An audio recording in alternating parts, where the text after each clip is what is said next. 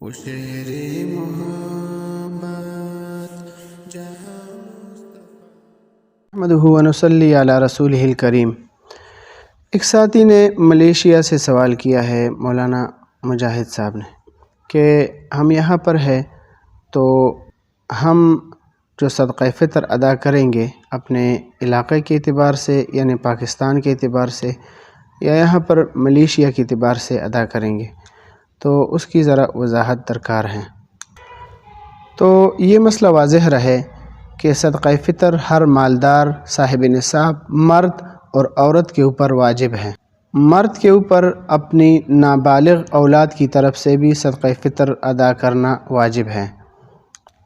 جبکہ عورت کے اوپر صرف اپنی طرف سے صدقہ فطر دینا واجب ہے۔ نابالغ اولاد کا صدقہ فطر ماں کے اوپر واجب نہیں ہے۔ اسی طرح شوہر پر بیوی کا اور بیوی کے اوپر شوہر کا صدقہ فطر ادا کرنا واجب نہیں ہے، اور والدین، بالغ اولاد،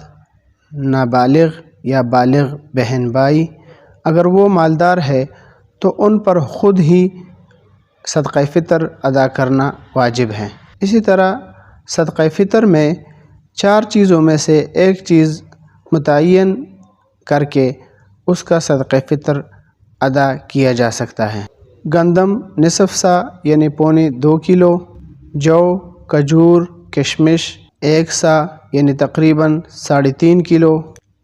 چاہے کہیں بھی ادا کیا جائے لیکن یہ متعین مقدار کے ساتھ خاص ہے۔ اگر قیمت ادا کرنی ہو تو اس کی صورت دوسری ہے،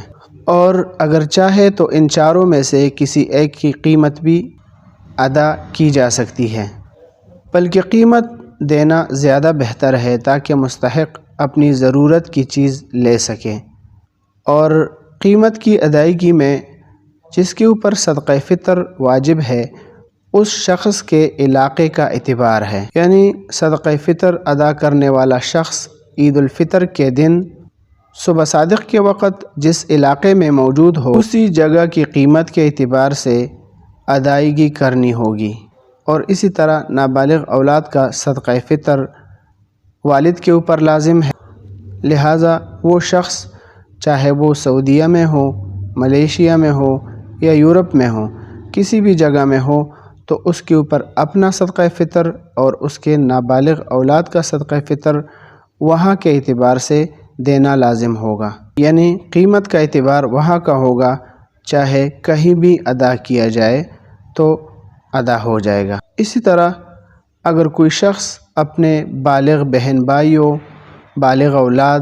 بیوی کی طرف سے صدقہ فطر ادا کرنا چاہتا ہے